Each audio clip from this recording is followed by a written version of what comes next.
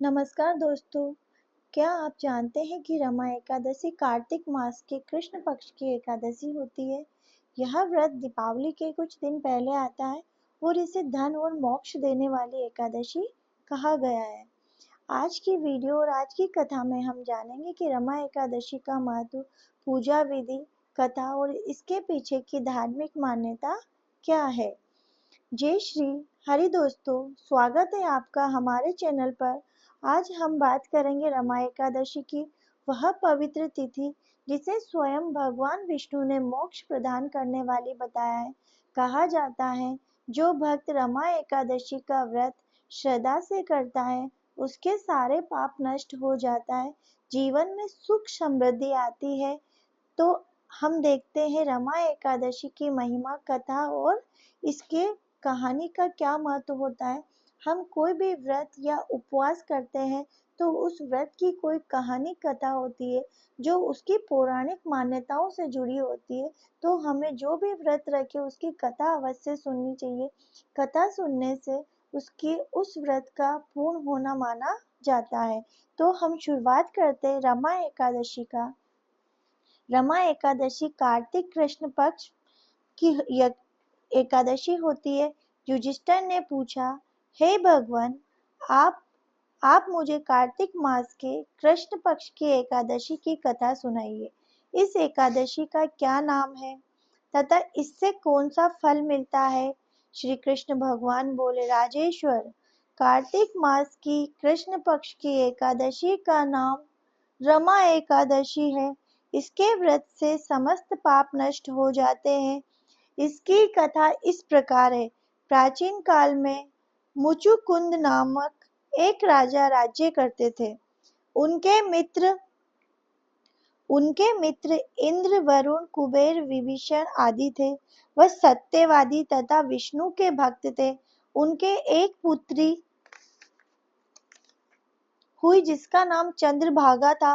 उन्होंने उस लड़की का विवाह राजा चंद्रसेन के पुत्र शोभन के साथ किया। एक समय की बात है, शोभन अपने ससुर के घर आए। जब दसवीं आई तब राज्य में ढिंढोरा पीटा कि आज कोई भोजन न करे। उसको सुनकर शोभन ने चंद्रभागा से कहा, प्रिय, तुम मुझे कुछ बताओ, कुछ उपाय बताओ, क्योंकि यदि मैं व्रत करूंगा तो अवश्य ही मर जाऊंगा। चंद्रभागा बोली, प्राणनाथ, मेरे पिता के राज्य में एकादशी के दिन कोई भी भोजन नहीं करता। यहाँ तक हाथी, घोड़ा, ऊंट आदि भी तृण, अन्न, जल आदि ग्रहण नहीं करते। फिर यहाँ मनुष्य कैसे भोजन कर सकते। यदि आप भोजन करना चाहते हैं तो यहाँ से किसी दूसरे स्थान पर चले जाइए, क्योंकि यदि आप इसी स्थान पर रहोगे तो आपको व्रत अवश्य ही करना पड़ेगा। शोभन बोला, प्रिय, तुम्हारा कहना बिल्कुल उत्तम है। मैं अवश्य ही व्रत करूंगा। मेरे भाग्य में जो लिखा है वही होगा। ऐसा विचार करके उसने एकादशी का व्रत किया।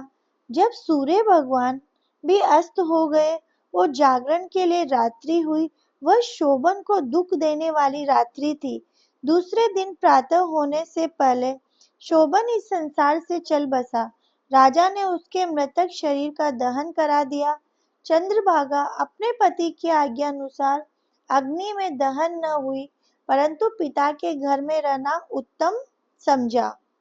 रमा एकादशी के व्रत के प्रभाव से शोभम को मंदराचल पर्वत पर धन धान्य से युक्त, शत्रुओं से रहित एक उत्तम नगर प्राप्त हुआ। एक समय मुचुकुंद नगर में रहने वाला एक सोम शर्मा नामक ब्राह्मण तीर्थ यात्रा के लिए निकला। उसने घूमते घूमते उसको देखा। उस ब्राह्मण ने शोभन को अपने राजा का जमाई जानकर उसके निकट गया। राजा शोभन ब्राह्मण को देखकर आसन से उठ खड़ा हुआ। वह उससे अपने ससुर और पत्नी चंद्रभागा की कुशलता को पूछने लगा।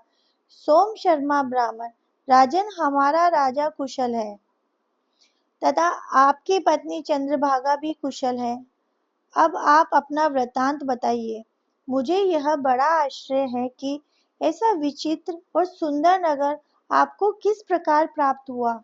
शोभन बोला, हे ब्राह्मण, ये सब कार्तिक मास की कृष्ण पक्ष की रमा एकादशी के व्रत के प्रभाव से हुआ। इसी से मुझे यह अनुपम नगर प्राप्त हुआ, परंतु यह अस्थिर है। इस पर ब्राह्मण बोला, राजन, यह अस्थिर क्यों है और स्थिर किस प्रकार हो सकती है, सो आप मुझे समझाइए। मैं आपके कहे अनुसार ही करूँगा। आप इसे किंचित मात्र भी झूठ न समझे। शोभन बोला, ब्राह्मण, मैंने श्रद्धापूर्वक व्रत किया तथा उसके प्रभाव से मुझे यह नगर प्राप्त हुआ। इस वृतांत को राजा मुचुकुंद की पुत्री चंद्रभागा से कहोगे तो वह इसको स्थिर बना सकती है।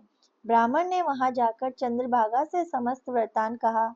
इस पर राजकन्या चंद्रभागा बोली, हे ब्राह्मण, आप मुझे उस नगर में ले चलिए। मैं अपने पति को देखना चाहती हूँ। मैं अपने व्रत के प्रभाव से उस नगर को स्थिर बना दूंगी।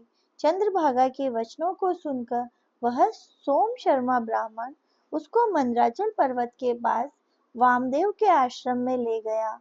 वामदेव ने उसकी कथा को सुनकर चंद्रभागा का मंत्रों से अभिषेक किया। चंद्रभागा के मंत्रों तथा व्रत के प्रभाव से दिव्य देह धारण करके पति के पास चली गई। शोभम ने अपनी पत्नी चंद्रभागा को देखकर प्रसन्नतापूर्वक उसे अपने वाम अंग में बिठाया। चंद्रभागा बोली, प्राणनाथ, अब आप मेरे पुण्य को सुनिए। जब मैं अपने पिता के घर में 8 साल की थी, तभी से मैं यथाविधि एकादशी का व्रत करती थी। उन्हीं व्रतों के प्रभाव से आपका यह नगर स्थिर को हो जाएगा। समस्त कर्मों से युक्त होकर प्रलय के अंत तक रहेगा। चंद्रभागा दिव्य रूप धारण करके तथा दिव्य आभूषण एवं वस्त्रों को सजकर अपने पति के साथ आनंद पूर्वक रहने लगी। शोभन भी उसके साथ आनंद पूर्वक रहने लगा। हे राजन, ये मैंने रमा एकादशी का महात्म्य कहा है। जो मनुष्य इस रमा एकादशी के व्रत को करता है, उनके समस्त ब्रह्म हत्या आदि के पाप नष्ट हो जाते हैं। जो मनुष्य रमा एकादशी के महात्म्य को सुनते हैं, वह अंत में विष्णु लोक को जानते हैं। जय श्री हरि विष्णु, जय श्री नारायण, जय बोलो रमा एकादशी की। दोस्तों, ये थी रमा एकादशी की कहानी। ये कहानी बड़ी ही पावन कहानी है और बड़े ही पुण्यों को और मोक्ष को देने वाली कथा है। अगर दोस्तों आपको मेरी रमा एकादशी की या मेरी अन्य कथाएं पसंद आती है तो आप मेरे चैनल पर जाकर चैनल को सब्सक्राइब कीजिए, वीडियो को लाइक शेयर करिए और बेल आइकन के बटन को जरूर प्रेस करिए। जय श्री राधे, जय श्री हरि कृष्णा।